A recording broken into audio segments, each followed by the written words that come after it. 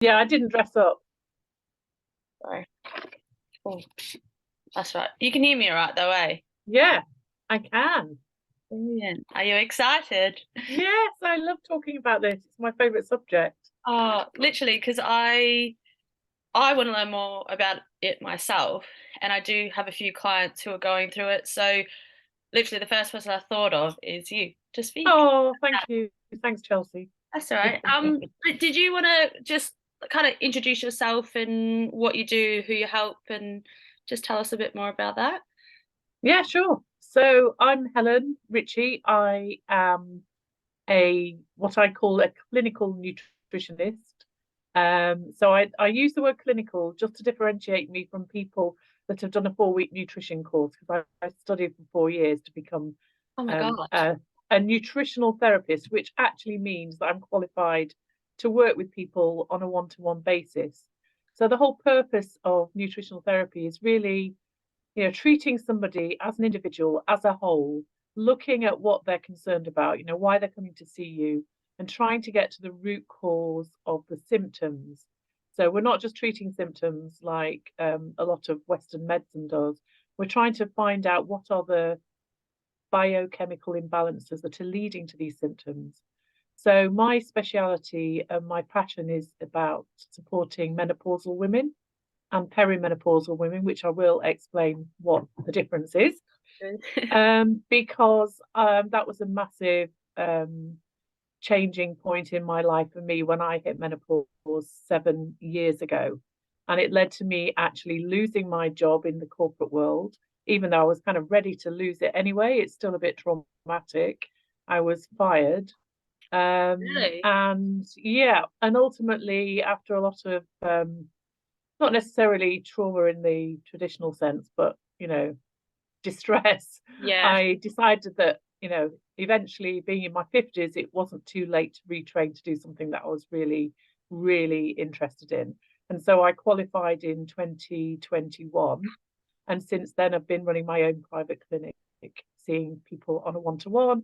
I do occasionally run group programs and all sorts of things, but I absolutely love it. And I'm really passionate about helping educate people that you don't have to take medication to feel better and that your nutrition and lifestyle play a huge role in how well you feel at menopause, but not just before menopause, for young women such as yourself, Chelsea, and leading up to it, there's lots that you can do and need to think about to help ensure that you go through it smoothly, but also that it's not such, it's positioned so negatively in the media that it's not all doom and gloom. And it doesn't need to be. I think it's a positive new life stage. So anyway, sorry, that was a long introduction. No, Started going into the topic. I think that's amazing. I mean, obviously you went through, kind of like a bad time, but you've used it to your own benefit and to do something probably way more impactful than potentially what you were doing before. So I Oh, definitely. a lot of people can take something from that, like, we all go through shit, and I Yeah, think how you respond to it and kind of what you do next. So that's like amazing. And I do think it's a bit like when you get your period or, menopause. Sometimes I think people are a bit scared to talk about it. So I think like doing the yeah, podcast, definitely. and then now I think, a lot more people are becoming more comfortable talking about it, and they should, because it's a natural part of being a woman, and people, we all will eventually go through it. So I think, by becoming, creating more awareness around the subject, but also doing your own learning, then ultimately I think when it does come to it, hopefully, you're more prepared for it. Like you said, you're not like going through those stages thinking, what the hell is going on with my body, how can Yeah, I manage it. um so I think it's really good that we can do this together. And then, like I said, I'm excited to pick your brains about a lot of common questions that I get. um sure, and then sure. obviously hear your experience firsthand, and how we can kind of make it easier for ourselves when we do come to that stage of our life as well. Yeah, absolutely. And I think also that there is such a huge lack of information and education around the periods, menstrual cycle, hormones, and how they all work. Yeah. And as a younger woman myself, dealing with heavy periods, painful periods, PMS, mood swings, those kind of things, we just accept that that's normal. But actually, it isn't really. Those are signs of an imbalance, hormonal imbalance, and you can do things about it. And so those are signs that you've got some imbalances going on that are obviously going to impact you more as you move towards menopause. Yeah, you are right though, because I think surface level we know the symptoms of a period, and we just think, oh well, that's just the way it is. You know what I mean? That's as far Yeah, as kind of about what you may be experiencing. Whereas, like you said, if you actually kind of got to know yourself a little bit more and potentially learned a bit more, then you might not. Because I know some women who have extremely painful periods that they have to actually take days off work. And I remember yeah, being in high school, and I actually had to go to the sister's office to lie down because I was in that much pain. And I yeah, guess, yeah, you just kind of think, I mean, if I'm honest, like I didn't know much about periods at all throughout high school. I've become more knowledgeable, especially now that I'm a coach, because I'm working with tons of women who, we all generally go through the same thing. And it's helped me a lot understand what I'm feeling and how to manage it. yeah, And it's just taking the time to appreciate that, it doesn't have to be like that. If you either do a bit of research or you listen to some podcasts, you can find ways to help manage it so that it doesn't have a massive like negative impact on your life. And I guess like podcasts absolutely. like that, I mean, they've blown up lately, but they're so good because they're free and you can just listen to them, and you might find something on the podcast. And I'm hoping that from speaking to you, there's women that can take something from it that might, help make their phase or their process a little bit easier, or find a way that they can manage it so that, yeah, it doesn't have that negative impact on their life. Yeah, absolutely. Yeah, definitely all for that education and awareness. Yeah. 100%. Yeah. Well, let's hope we can change that with this podcast. Yay. Yes, let's do it. So my first question is, when do women go through menopause? And, is there signs that potentially you are coming to that phase in your life? Yeah, sure. So actually, menopause is only one day in your life. It's the 12-month anniversary of the stopping of your periods. Oh, really? So that is menopause. And the average age of women in this country to go through menopause is 51. But we're all different. So, it can happen earlier, later. But the perimenopause, which is the phase leading up to the menopause when your periods actually stop, can on average happen 7 to 10 years before Oh my your God. periods actually stop. And that can start at any time. Well, any time. It's normally 7 to 10 years, Yeah, but any time from your late 30s. I mean, I'm working with a perimenopausal lady at the moment who's 42. right. And I remember going to the doctor when I was 35 because my periods were so heavy. And he just said, "Oh, it's menopause." And I was 35. And I just burst into tears. Oh, So the signs that there's something happening, something changing with your hormones is heavier periods, um, flooding, which is horrible. A sudden, when you're having your period, a sudden kind of waterfall where, oh, it's just horrendous, where nothing that you're doing to manage your period works. And, yeah, won't go into more detail on that. So disrupted cycles, so shorter or longer. And then some of the classic menopausal symptoms, perimenopausal symptoms such as hot flushes, excuse me, hot flushes, night sweats, getting hot at night, mood swings, being a bit more forgetful. So those kind of symptoms, more irritable, more anxious, more okay. tearful. So they're all signs of hormonal imbalance, and they're very common in perimenopause. And in terms of like the age, because I've read some things where, like you said, some women can actually experience perimenopause quite early on. Is that right? compared to, Yeah, exactly. And there are, there are some women that unfortunately go through menopause very, very young, in their 20s and 30s. It's rare, yeah, but it happens. And then there's a whole other experience of surgical menopause. If for some reason you need to have your uterus, your womb removed, um, probably more likely because of cancer, but it could be other things like fibroids, but more likely to be a cancer situation. Then, if once that's gone, you are in a that's surgically induced menopause. So, and that can happen at any age as well. But, so yeah.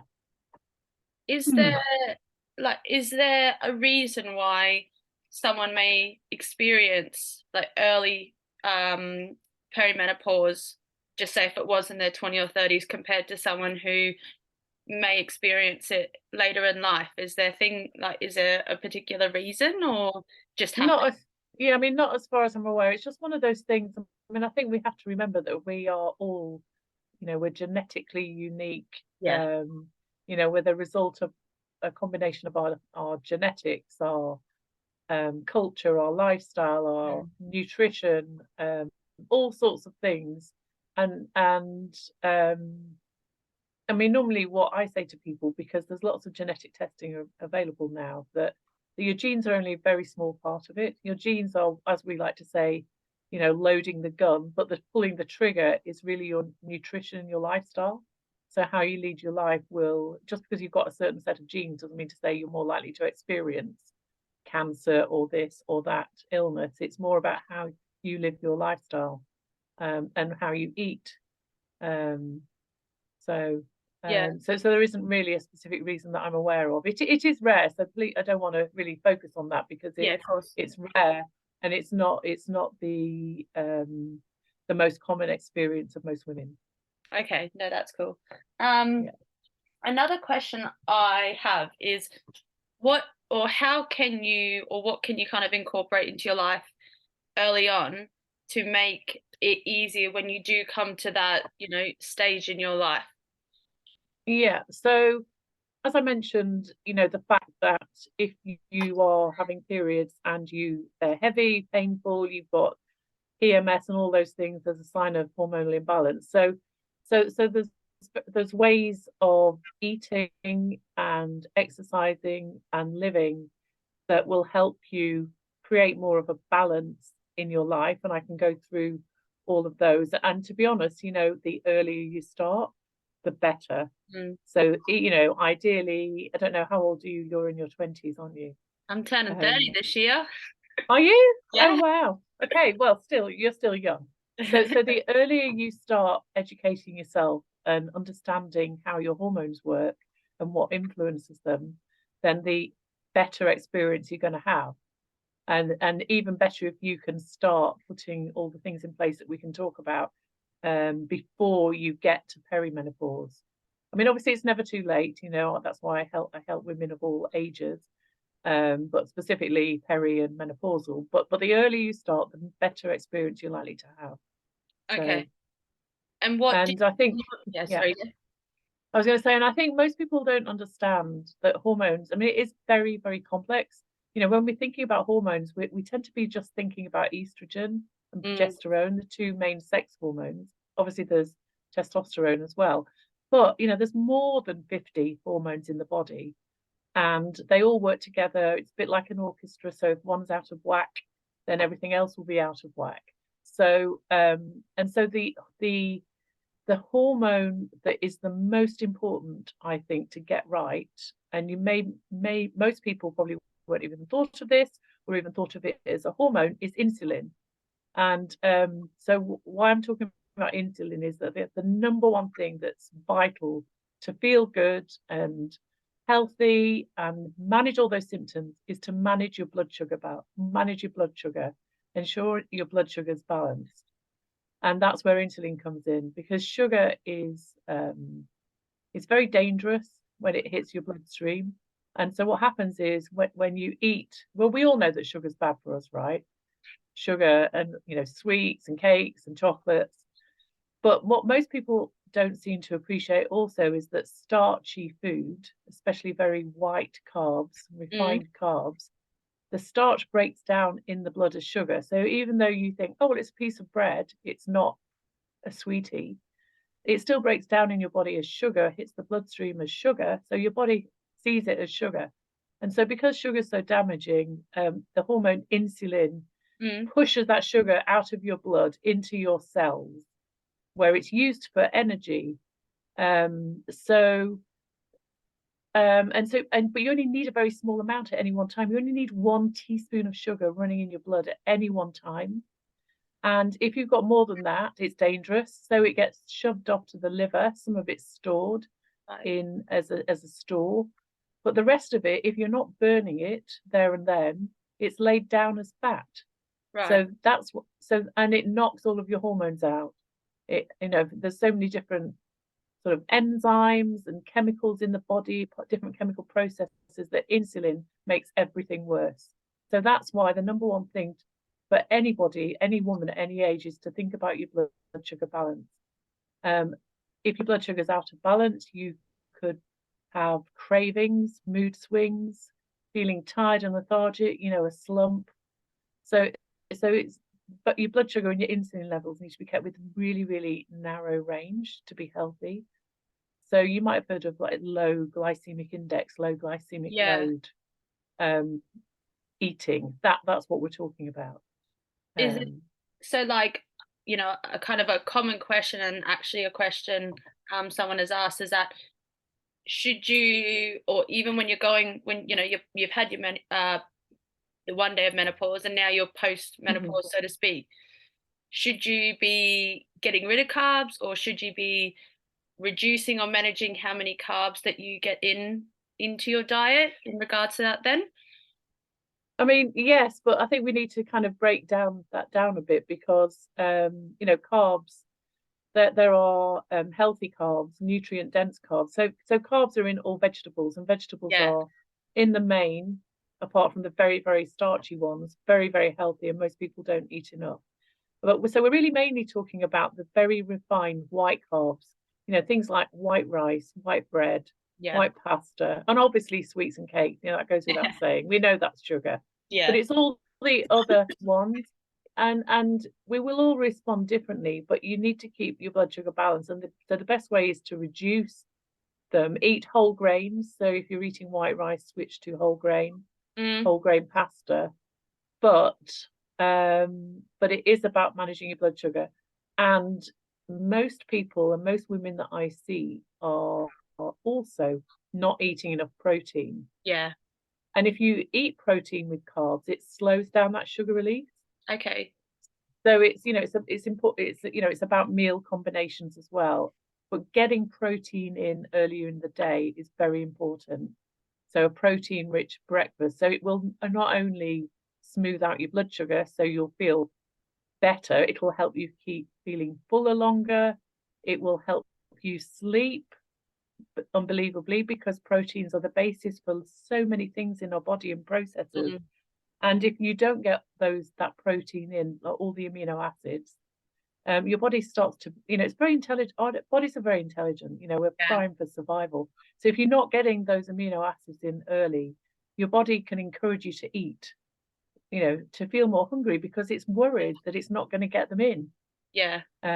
And they're building blocks for, hormones, neurotransmitters, serotonin, all the feel-good chemicals. So protein is key, eating the protein.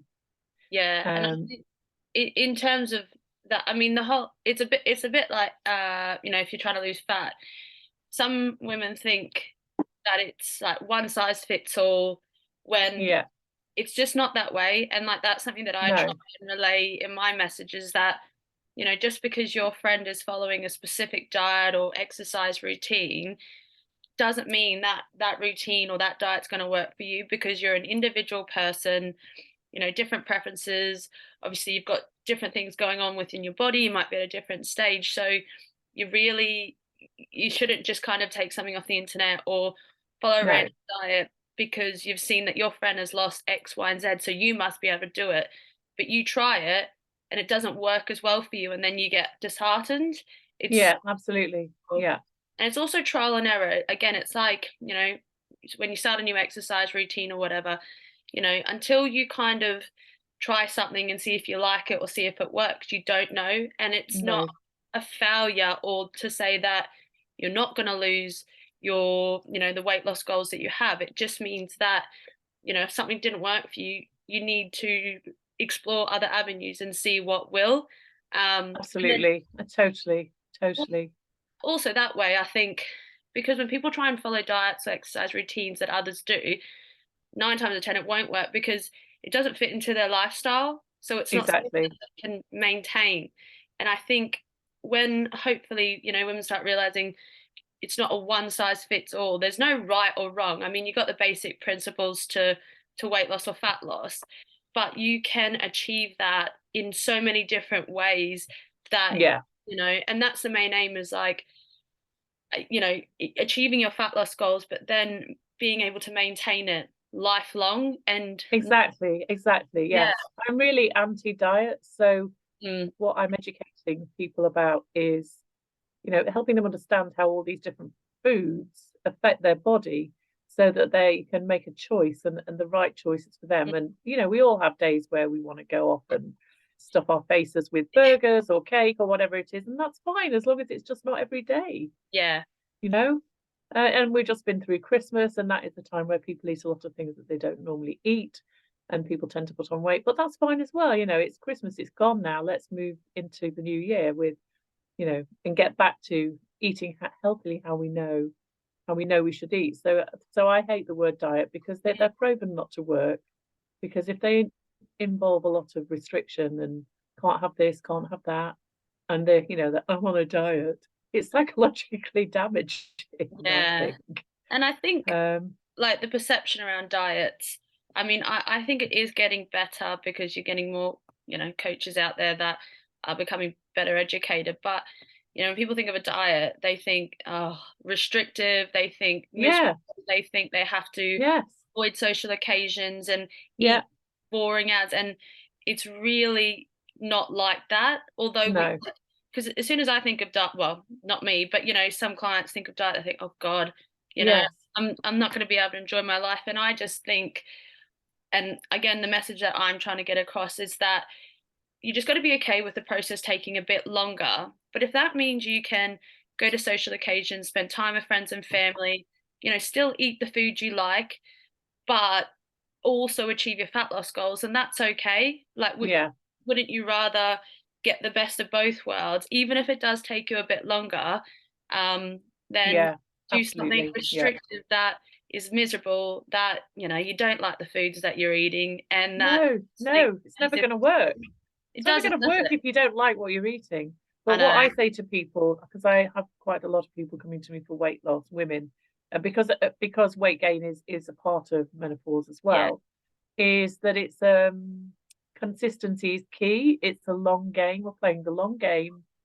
We're doing education, and you need to, if you're overweight, it's probably taking you some time to get there. It's going yeah. to take some time to get it off healthily, and that's what we're aiming to do. So, but I just want to just jump in and talk about fats, healthy fats, not fat loss, because one of the things that I see so much in women, and this all dates back to the 80s when we're all on this, oh my God, fat will make me fat because fat Yeah, has more calories in it than protein or veg or something. And it's really not true. I mean, yes, it is true that it has more calories in than yeah, than veg or protein, but healthy fat is essential for your hormones. It's essential for your body, and all your hormones are made out of cholesterol. So the big, oh no, cholesterol, I'm going to have a heart attack. And that science is old and it's out of date. but you So have I see good cholesterol and bad cholesterol, don't, is that right on? No. well, yeah, I mean, that it's not actually cholesterol, it's the proteins that transport cholesterol around the body, but they tend to be referred of as good and bad. But I think it's a bit of it's a misnomer. So I see a lot of women coming to me on low fat diets. And so their hormones are not going to be working properly. They haven't got the basic building blocks to build the right hormones in the first place. So there's going to be some imbalances. But also, if you're not taking in enough healthy fat, we're talking about healthy fat here, Yeah, things like extra virgin olive oil, nuts, seeds, avocados, that kind of fat. If you don't have enough fat in your diet, then even if you're eating really, really good food, nutrient dense, lovely protein, veg, whole grains, you won't be able to absorb the fat soluble vitamins from that food because you haven't got enough fat to do that in your body. So we're talking about vitamin A, D, vitamin E, and K. Those are the fat soluble vitamins. So fat is so important, and getting that, and that will also your brain is sort of at least 60% fat. So for these brain symptoms like mood, anxiety, depression, you need to be eating healthy fats. That's actually, yeah, another question that I got is, how can someone going through menopause or postmenopause manage their mood, manage their energy, and anxiety? So does fats, getting a good amount of good fats into your diet help with those type of symptoms? Yeah, I mean, it all starts, as I mentioned, already explained, about blood sugar balance, because if your blood sugar's out of balance and you've got this roller coaster thing going on, you will feel tired and you might have cravings and you're likely to be more grumpy and crabby. So it starts with blood sugar. Then it goes, you layer protein into that and add in the fats. But also, when we're talking about fats, we need to be, most people in this country, well, are not eating enough omega-3 fatty acids, the omega-3s that come from oily fish. Right. And so you need to be eating enough of those. Most people are eating far too much, getting omega-6s, and the balance in your body is important. So eating oily fish is important. Oily fish are things like salmon, mackerel, anchovies, sardines, herring, trout, 2 to 3 times a week, and that will really help your body, your hormones, your mind, your brain, your anxiety, and all of these things I'm talking about also, even though this is not the subject of the conversation, help prevent dementia as well. All right. Because your brain is 60% fat. You need these healthy fats. Yeah. I do think, again, it's when someone who maybe doesn't have a lot of knowledge around, nutrition and diet, when you say, oh, you need to get X amount of fats, and instantly they're like a bit standoffish because they just assume that, fat, all those high processed fats is bad. But obviously aiming for the good healthy fats like the fish and the olive oil and the avocado, those are the things that, and when you think about those fats, like when you think about the food, it's actually, that fish is quite healthy, that avocado is healthy, things like that. So yeah, no, I've definitely had a few clients, if I've set them, fat targets, they're a bit like, geez, like, a bit worried about it. But I guess it's providing that education, and when you give someone nutritional targets, giving them the explanation as to, well, why you're on this, and just explaining exactly what it does for them, I think helps provide, they'll buy into that, and then they'll be more confident in what they're doing.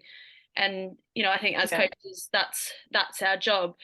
I definitely don't just do things and say, here, just do this. I know myself, and unless I understand why I'm doing it, and I know not everybody is like this, it just doesn't stick with me. So that's why I agree. As much education as possible. And ultimately, like when we work with people, I hope that they'll get to a stage where they feel confident enough to do it on their own. Yes, of course. Because but I think education is vital. And I mean, I've been running some weight loss courses with the GP surgery in Maidenhead. And we're teaching, this sort of blood sugar balance. It's generally, we're talking about a low carb, higher fat, real food lifestyle. It's a lifestyle rather than a diet. And I have seen the amount of guilt in the room when we're talking about eating fat. And some people have come back and said, oh, I feel so guilty, when I'm eating fat. And then we say, eat eggs. Eggs are your best friend. They're nutrient rich. They've got all sorts of good nutrients in them. And people go, well, what about my cholesterol? No, don't worry. You need cholesterol. And I've seen the phobia against fat. And it's such a shame because, and also fat makes you feel full, makes you feel satiated, and Yeah. it adds flavor and helps you enjoy your food. You cook a plate of veg, add a bit of butter, nothing wrong with that. It No. makes it tasty. So yeah, that is key, especially for this age, hormones, Mm. mood, brain, because brain fog was the thing that really got me, that I think contributed to me being fired from my job, because I just felt that I couldn't think anymore. What, Um, when you say brain fog, like, is it forgetting to write something down? Like, what did you experience? no, no. Well, the thing is, I didn't even know about brain fog when I went through it. So I just, so I used to be work in marketing. I used to manage a team, an international team. And so it's just suddenly feeling, I remember feeling, sitting at my desk thinking, I just don't know how to do this. I can't think anymore. And people will come up to me and say, "Oh, Helen, can you do this, that, and the other?" Or, something. Nothing major, like nothing seriously difficult for me, generally Yeah. speaking. And I just panic because I just couldn't think. It seriously is fog. And I just thought, oh my God, I'm stupid. I must have become stupid in my old age or something. But now loads of people are talking about brain fog, and it is a recognizable symptom. But it is very distressing, because, I mean, I'm not saying that hot flushes or night sweats aren't distressing, Mm. but there are easier ways to manage them, because they're more physical than something Yeah. in your brain that it's hard to put your finger on, when you're sweating and you're hot. But just suddenly to feel, because I think it happens gradually, and the same with anxiety. They're all sort of mind symptoms, brain, and we don't really know what's going on up there. We just end up feeling a bit inadequate, or a lot inadequate. And then Um, that's why I think it's so important to bring awareness, is because, brain fog, like, you have no control over this happening to you. It just happens. no, yeah, And I could completely understand, why you would feel inadequate, because you think such a simple thing, you should have remembered it, or whatever it is. And then suddenly you've got no control of over that kind of part of your brain. yeah, I And, know, again, that you're causing anxiety and everything like that. Like, it's just, I think, I feel like women need to be a little less harsh on themselves, because, totally, I mean, totally, like, just we don't have control over. I mean, we can manage the hormones that obviously impact loads of, like, how we're feeling in our mood, but sometimes you got no control over them. And, mm, you know, again, just trying to create a bit more awareness and yeah, knowledge. When I go through, um eventually, in, a while, but I hope by that point, I will have the knowledge, so that when I start experiencing these things, it's not so scary, it's not so sudden. I'm prepared for them, and not to say that I'm going to be bloody jumping for joy, well, you but might be. I hope you will be. yeah, yeah, It's that's the time to celebrate, I think. as in, I mean, like, I just hope that I can have enough knowledge then Yeah, to be able to try and manage this, the symptoms or whatever I'm experiencing, as good as I can, so that, I don't feel as inadequate if I forget things, or, like, just understanding why, like, what is happening in your body can help you feel a little bit more at ease, because then you'd think, oh, well, it's not just me. yeah, it's But I feel true. it's such a topic that, yeah, there's just so much information that we can learn from. So Absolutely. just trying to put more out, and also just talking about it, casually, like, it's just a natural part of life. Yes, I'm it hoping, is. It yeah, is a natural part of life. Anyway, so what's so bad about forgetting things now and again? yeah, no, You can find strategies, writing things down, to-do lists, all of those things, unless it's, absolutely a life critical moment, then so what? Don't beat yourself up. Be kind to yourself. yeah, and that's what I've Um, learned, and that's why I try and, like, be everybody's biggest cheerleader, because we all have shit days, and we all go through things, and sometimes you just need someone to kind of, like, give you a pep talk and say, mate, you're not the only one going through it, and then knowing you're not the only one going through it just puts you at ease a bit more, because then potentially yeah, you can connect with people who are maybe going through the same thing. And yeah. You're really good at that. You're really good at doing that. oh, thanks. Mm. I try my best. You do, you do. You're brilliant. But I think, we all, and especially as women, are too self-critical.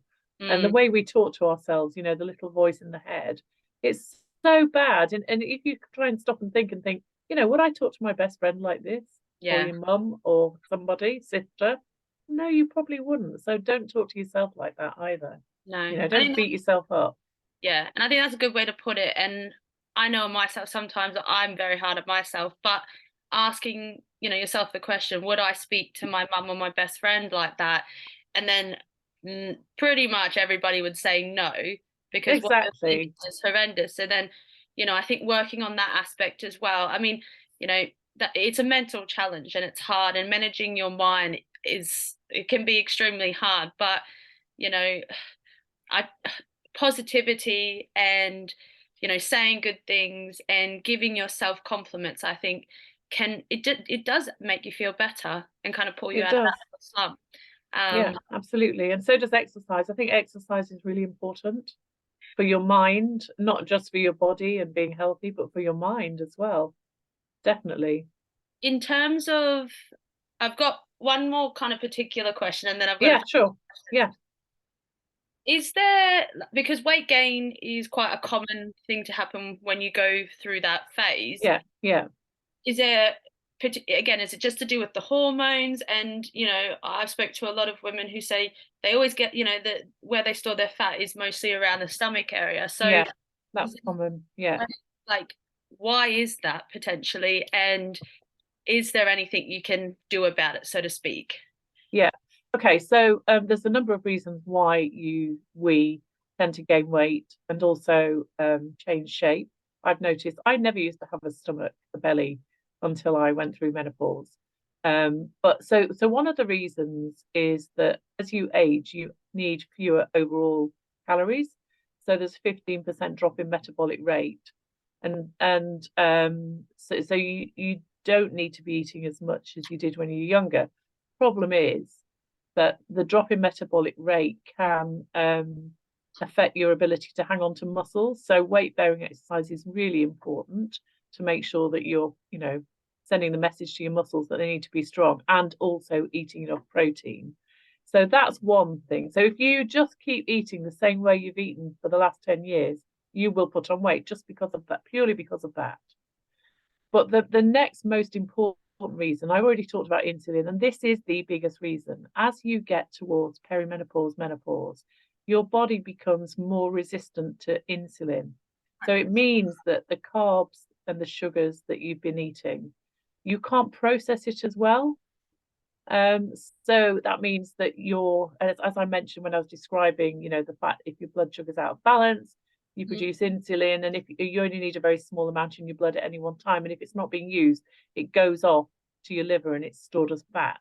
Right. So it gets stored as fat. So that's another reason. This is the major reason. Plus, your bodies are intelligent. When your ovaries start winding down their production of estrogen, your fat cells take over. And so there's the chemical processes in the body that convert different, let's call them precursor hormones into the menopause version of estrogen. And so your fat cells are the areas where your estrogen has been produced post menopause.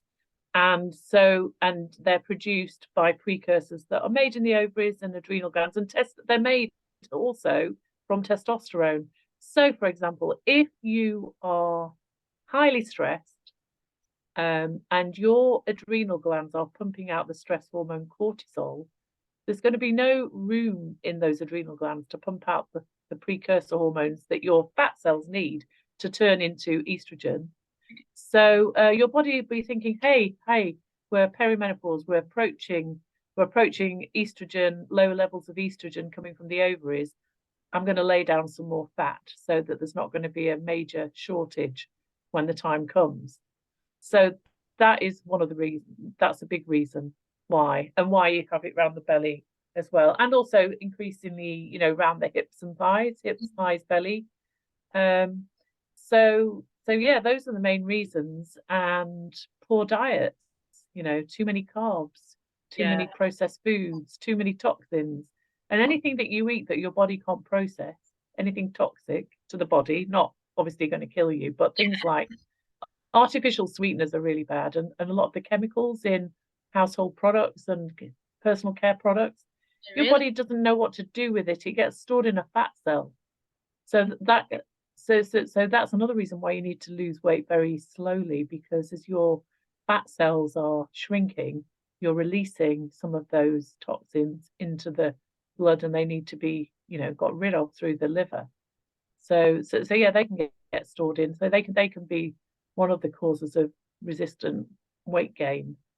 But also another thing, fructose, What is it? fructose, fructose. What's that? So it's a sugar, it's a Oh, fruit sugar. yeah, yeah. But I mean, eaten as part of a whole fruit, it's fine because you've got the fiber with the fruit. But a lot of um, drinks and highly processed foods have fructose or high fructose corn syrup in them, and Right. that is very, very, very bad, and that goes to the liver and is stored as fat. So that's another reason why you get too much fructose. So it makes me laugh when because I do a few bar shifts, Mm. and I get people asking for low calorie tonic water to put in their gin. And a lot of those say, "Oh no, it's fine, it's low calorie, it's got fructose in it." I'm thinking, "Oh no, you'd be better off having the full fat Oh, version." yeah. Is that, So would those be in things like, because like for example, I would opt for a Coke Zero or a zero sugar yeah, Sprite. Are those things likely to have that fructose in it? Like, because you think you're trying to do the right thing by opting for the no sugar one, but could potentially they have the fructose in it that? but well, it might not be the fructose in those diet drinks; it'll be the artificial Oh, sweeteners. So yeah. I'd avoid them. Definitely avoid them. So what you Yeah, think? Go for a full fat. If you're going to treat yourself, just go for a full fat. definitely.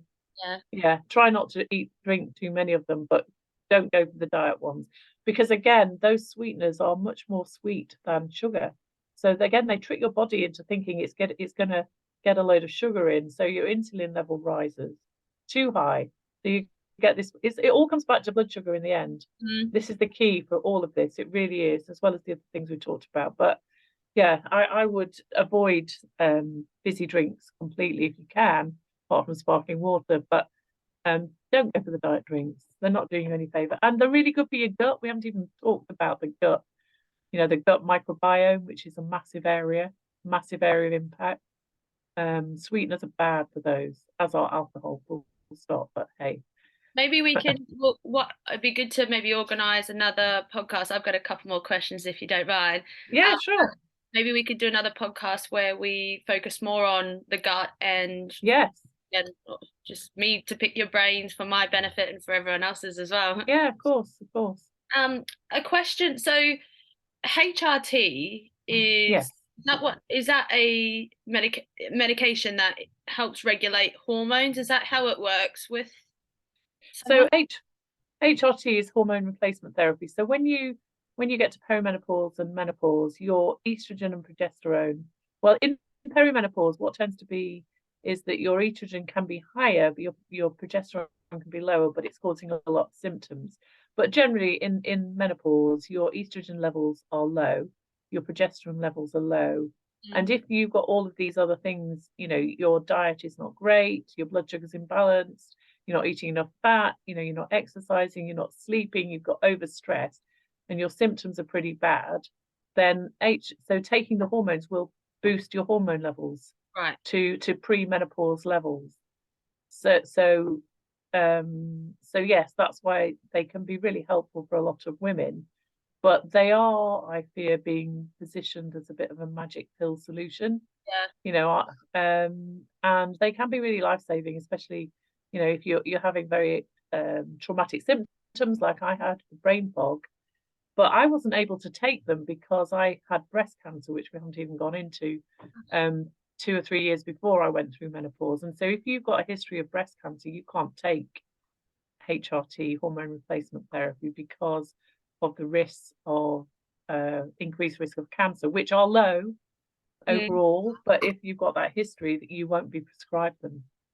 So I was prescribed for my anxiety because I told you I didn't recognize brain fog. Mm. The doctor suggested antidepressants, which I definitely wasn't going to take Yeah. because I knew that I wasn't depressed.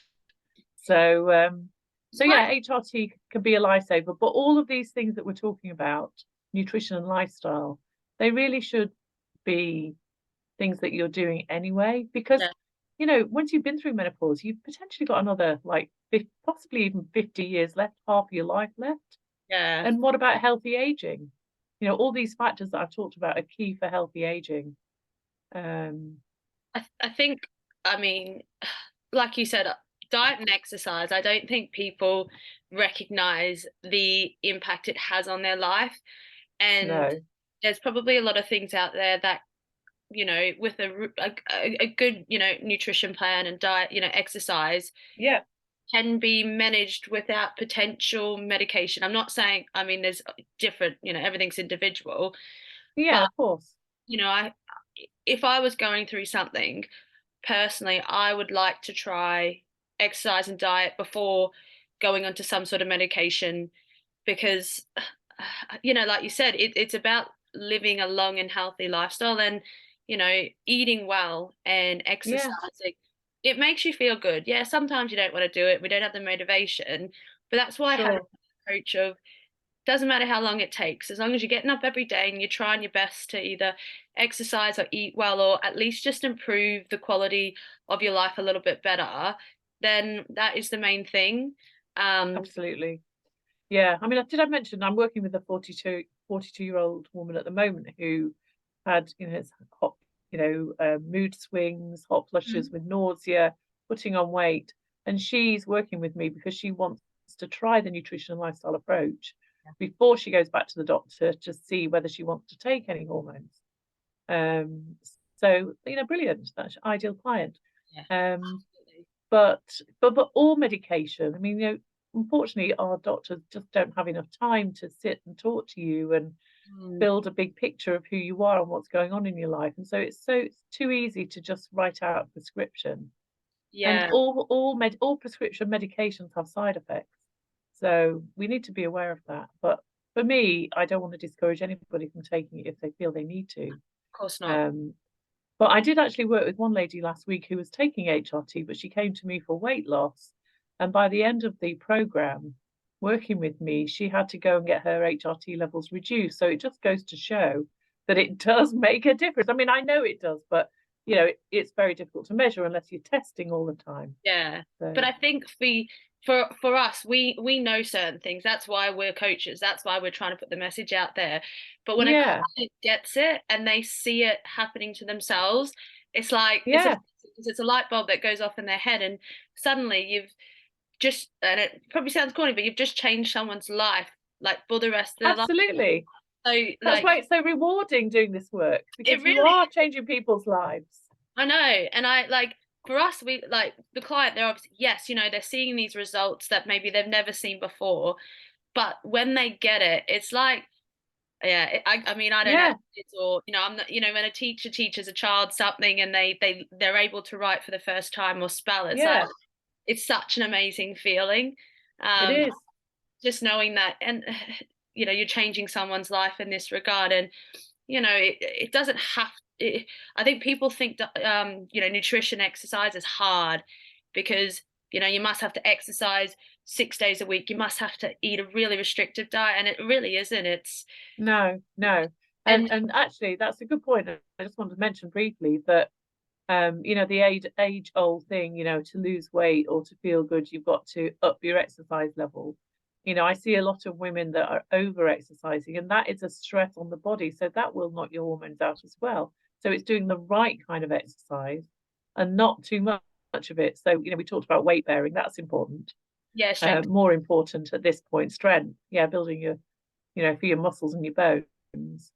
Yeah, Um, I think also like if you are going through that period and where your energy or your mood is low, sometimes trying to do loads of exercise places a lot more yeah. stress on the body, and you just Yes. can't Yeah. handle it. And, majority of my clients, they only train 3 times a week, and Yeah, they that's don't need fine. more. And also it's not overwhelming. Like personally, I don't train 5 days a week just because I don't have the time. But if I think I've only got 3 sessions this week, I actually look forward to doing them because it's not placing extra stress on me.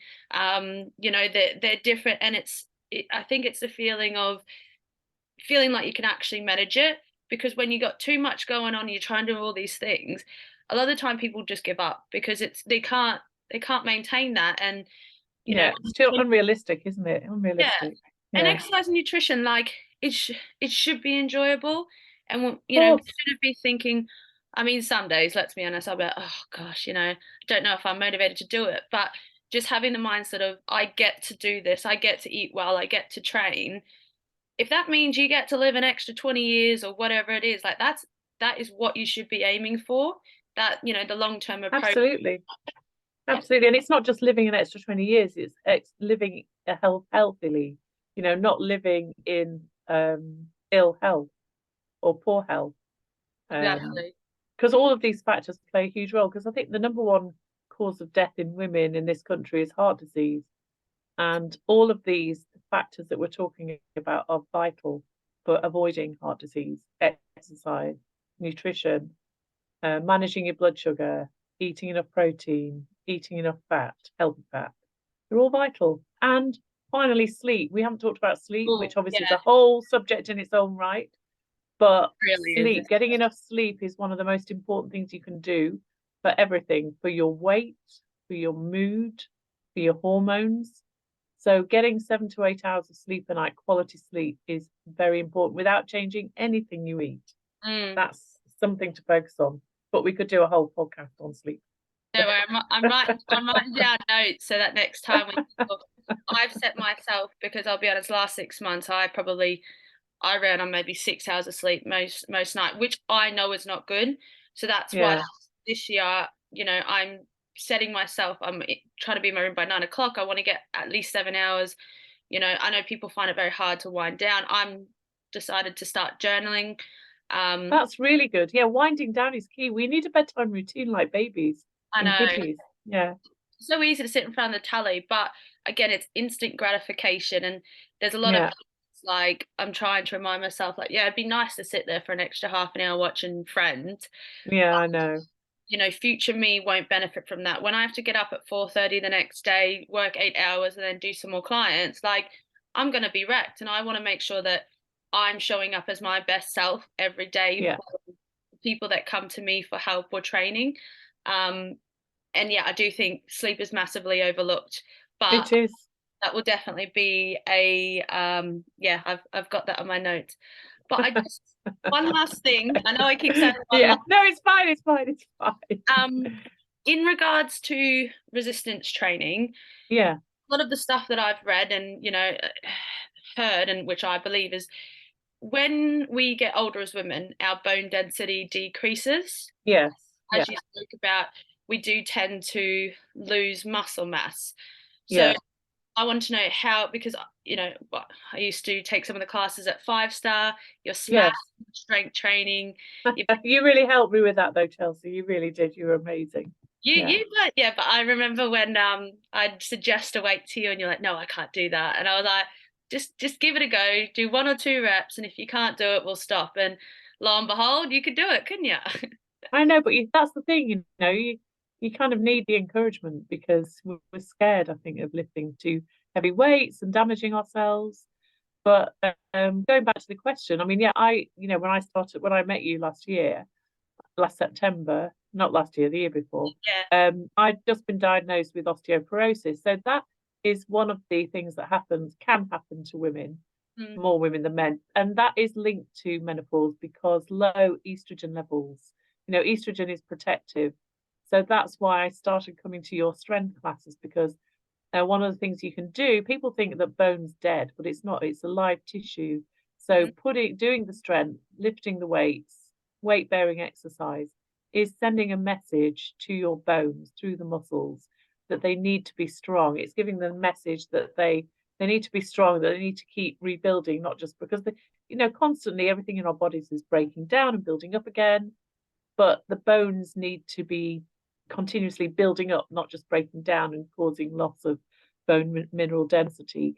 So strength training is key for that, as well as for the muscle tone and the fact that we lose muscle and our metabolism slows down, etc. So yeah, it's vital. Strength training. It's much more important than doing cardio. Mm. at this age, And it is definitely. more Yeah. enjoyable once you get into it, and if you go into the right classes or maybe you have the right coach, you do enjoy it. And I think the key is everything's scary when you first start. And first thing, you're never too old to start weight training. Never too No, you're not. You're like not. that's one thing I say. I know Yeah. it's daunting if you've never done it before. Um, but once you start seeing like tiny improvements, or you can now you've gone from 10 kilos to 12 kilos in terms of holding the weight, or just you Yeah. lunging or an exercise you thought you never could do, and then suddenly you're like, I'm able to do it. That is what gives you the motivation to think, oh my God, I thought I couldn't do this. I've just done it. I can't wait to see, how much I can progress over the next week to 6 months. And I just, I think when people think of the gym, it's always, well, if I'm going to the gym, it must mean I'm losing weight, or that's my goal or something. Yeah. Yeah. Whereas, you know, uh, at the moment, I don't have any goals, but I go to the gym because I know it makes me strong. Yeah. You know, Yeah. and it's just good for your mental health. And when you do It increase is. the weights or do an exercise that you thought you couldn't do, you're like, man, if I can do this, what else can I potentially do that I've kind of been putting off? Or, because I think when you say you can't do something, you've always already implanted this idea in your head, Yes. probably won't do it. So that's why whenever I'm coaching someone, I'm just like, I know it's scary, but just do 1 or 2 reps. And if you generally think you can't handle it, then stop. That's fine. And Yeah. literally 95% of the time, people are, oh my God, I can do this. And then, Yeah, exactly. Exactly. That's what happened with me. I think some women worry about bulking up as well, mm, which is totally not the case. no, But also, if you're building the muscle, your body's going to look better. You're going to have better tone. yeah, You're going to be burning fat through doing the weights. So even though you might even, which I've seen a lot happen a lot with not just weight training, but this kind of balancing your blood sugar kind of eating plan, is that people may not necessarily see massive weight loss on the scales. People get too addicted to weighing themselves. mm, But if they measure, their waist, their hips, um, they will probably go down a dress size or 2 dress sizes, yeah. even though they're not seeing massive, massive change on the scales. And what's more important, what you look like, then who cares what the scale says? And that's it. I think, a lot of people, like, a lot of clients or someone might say, oh, this is my ideal weight. And I often say, well, why like not putting them down, but I'm like, why is it that number on the scales that's what you're trying Yeah. to achieve? Just because I'm generally wondering. And they're like, oh well, that's what I was pre-baby, or this is what I was at this age, Yes. and I could wear this dress, or I felt this way. So in reality, it's not that number they're trying to get to, it's the feeling that they had, or the feeling they had about themselves and the way they looked and what they could wear. That's what they're Yeah. actually trying to achieve. And I Yeah. know it's been the weight, scale weight has been the big thing that everybody focuses on for so long. Again, I think that's slowly changing with more education. But Mm. it's not that number you're trying to get to. That's, it's the feeling you had. It's the feeling you had about yourself and your body when you're at Yeah. that. And I think there's been a few clients who originally had a scale weight goal, and they used to weigh themselves all the time, and they were just fixed on it. And then by the end of working together, they don't don't care about weighing themselves, because they've noticed a difference in how much stronger they've got, how they feel about themselves, their mental health, and they're doing it for the right reasons. And that Sure. the process becomes more enjoyable, because if you're just always fixed on the number on the scales, and Yeah. one day, and this is another podcast we'll do about fluctuations and weight and why it happens, like Yeah. Yeah. you've gone up slightly one day, but the day before, just say, I don't know, you're 500 grams or a kilo lighter. That doesn't Yeah. mean you put on actual fat. Like, No, it doesn't. It doesn't. It's just a natural fluctuation in your body weight. That's what happens. The yeah, body's a live, dynamic things. Stuff's happening inside, very complex stuff. So, it really is. yeah. Is there anything else like at this stage that you wanted to kind of get across, or No, not really. Just that it is totally possible to feel better. I mean, I'm approaching my 60th birthday this year. Would you believe it? I can't believe it. And as I've explained, I didn't take any hormones because I couldn't. I don't know whether I would have done, because I'm not. I always like to do things naturally. But mm, I feel good. I feel fine. I studied nutrition for 4 years post-menopause. I was worried that, especially with the brain fog hitting 7 years ago, would I be able to study science? I've never done science before. And it's been totally fine. Totally fine. So I'm really happy, healthy, positive. I think I look good. Well, I'm happy with how I look anyway. I don't care about anybody else. Exactly. So yeah, it's totally possible. And these things are setting you up for the rest of your life. Yeah. Definitely. Oh, Yeah. brilliant. And if anyone wanted to get in contact or follow you on social Yeah. media, how could they Yes. find you? So you can find me on social media. My business is called Rich Nutrition. My name's Helen Ritchie. So Rich Nutrition is RITCH Nutrition. So Rich with a T. So I'm at Rich Nutrition on Instagram and Facebook, and I'm on LinkedIn. And my website's richnutrition.com. And yeah, I'm happy to, if you want to book in a call with me, I do 30-minute free chats just to find out what's going on, see if I can help, explaining how I work. So yeah, just get in touch if you want to have a chat. Awesome. Well, thank you so much. I'm so happy that we've done this because I've learned a hell of a lot. Yeah. I've also Yeah. written down a number of dot points so that if you're happy to do another podcast, like I've got a ton more questions I'd love to ask you. But I'd I, love to. I think it was bloody awesome. Like, despite what happened with the other job, you've just used it to your own advantage. And I think something even better has come of it. And you just seem really happy and you seem like you're enjoying what you're doing in your exercise. I absolutely love it. I am happier than I've ever been in my life Oh, because I'm doing something that I love, I'm passionate about, I and know. changing people's lives. It makes you feel so good. It So does. yeah, I'm Such a really, really happy. Yeah, Oh, 100%. brilliant. Cool. All right. Well, I hope Thanks, everybody Chelsea. enjoyed. See you, Helen. Bye. See you. Bye.